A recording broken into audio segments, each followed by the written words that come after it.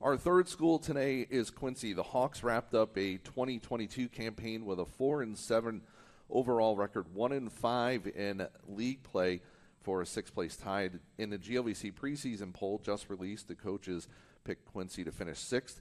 Head coach Gary Bass joins us. Hans Wisnewsk and Joseph Webb, defensive back. Guys, thanks so much for joining us today. Coach, welcome back to the Kickoff Classic. I know it's a steamy one. I know we were just talking about that. Talk a little bit how things have been for you prepping into this season. Well, I think one of the biggest things for us was I felt like there were so many opportunities last year we were very, very close on. Played S&T very well. We were out there with Truman for a big part of that game. Had an opportunity to tie the game up late against Indianapolis. Couldn't get it done, but I think there's a lot of good things to build off of from last year's season. Had some injuries down the stretch against Southwest Baptist and William Jewell. When you lose an NFL left tackle, that's never an easy thing to replace as far as the injury that BJ sustained in Week 10. But off-season's been phenomenal. Our guys did a phenomenal job this spring ball of taking the next step defensively. It was our first year for our defensive coordinator last year, and he did a phenomenal job. And then getting an opportunity to continue to get some more pieces in place on both sides of the football and move forward, as well as the things that were here going on over the summer were huge.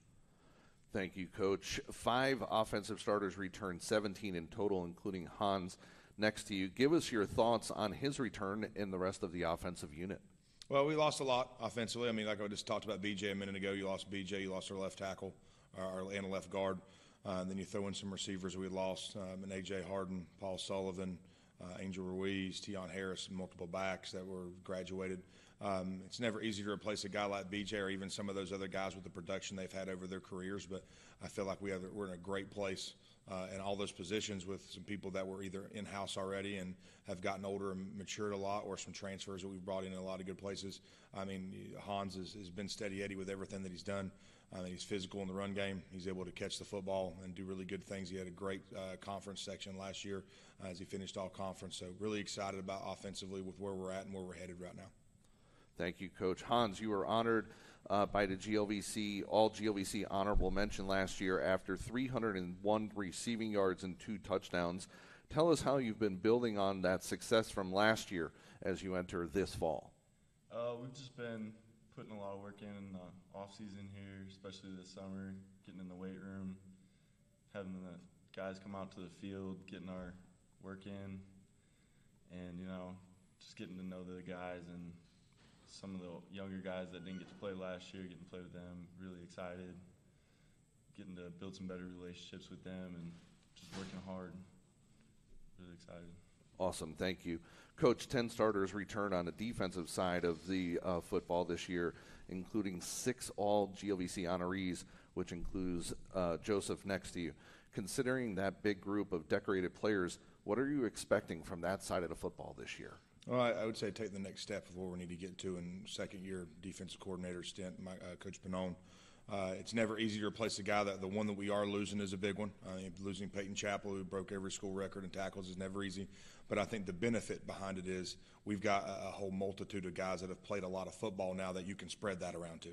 It doesn't just have to be one guy making tackles. So I'm really excited with the depth and the quality of young men that we've got coming back this year defensively, and really expect a lot of high things from that side of the football moving forward. Thank you. Joseph, you were second-team all-GLVC selection last fall, following 59 tackles, 3.5 for loss, to go with 2 forced fumbles and an interception. What are your expectations for this fall? Like Coach Bass just mentioned, just taking that next step. A lot of guys may not have been older last year, and they've gotten a year better now. So I'm just excited to get out there with those guys getting a year under their belt and just ready to turn some heads in the conference. Thank you. Coach, we know you have kicker Drew Lenzen coming back on special teams. Could you speak how important it'll be to have that unit and give us a larger glimpse into the specialist positions? Well, I mean, we've got Andrew Lenzen and Devin Parrott coming back from a special team standpoint. Devin did not punt for us last year as Bryce Broussard was a senior, and he kind of handled all the kickoff and punt duties. But I feel really confident about what Devin can do athletically and to be able to with his leg. It's always nice when you have kickers like Andrew and Devin that were great basketball players in high school and they're good athletes. I mean, Andrew had a great year last year as a redshirt freshman, being able to do the things that he was able to do. Had some growing pains in some points in time, especially early on, but I thought he did a phenomenal job as a kicker as the season went on, and just doing a great job of field goals and extra points. So really excited about those guys. Our long snapper will be back as well, which will be nice, who split time last year with Tyler Grover, Joey Lyon, which is going to be huge. And we've got a kicker transfer coming in as well that we really think a lot of high things from coming in forward. Excellent. Coach, let's take a look at your schedule. We see the first 5 home games of the season are at home, which gives you a total 8 of your 11 in Quincy. And who did you work that magic with that you were able to get 8 games at home this season? Well, before COVID hit, that fall of 2020, we were supposed to have, I think, 7 or 8 home games that year. So we've kind of gotten back to get some of those return dates at some of those teams that we were supposed to get on that schedule. So that was one of the biggest things. I want our guys to – we got a lot of veteran guys coming back in a lot of positions, especially defensively, and a lot of key positions up front and tight end on offense. I want to keep our guys in the same routine. It's one reason why I love playing home games. It gives our guys an opportunity to play in front of their home crowd, yes, but you get to keep them in a consistent routine. And for me, that is what everything is. We're all creatures of habit. So the more I can keep their schedule the exact same and keep them in a consistent position, and it's a great thing. I mean, you look at our 3 road games, our longest game away from home is 3.5 hours. So we don't have anybody that we're going to be going super overnight to. So, I mean, Upper Iowa will be a little over 3.5. William Jewell's going to be right at 3. And then the long drive to Truman State of an hour and 15 minutes as well. So I feel really good about where our schedule is. And when you open up with 5 games in a row at home, we got to get off to a great start. Are there advantages to disadvantages for you as the head coach just because you're going to play 90% of your season at home? Sometimes for coaches, one of the things is they like to get on the road real quick to bring that team bonding much closer.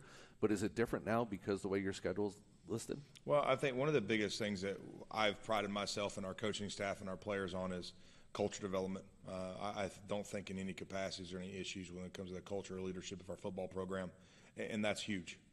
Yes, when you go on the road and you can kind of get away from things and get away from some certain distractions at times, going on the road is always a good thing.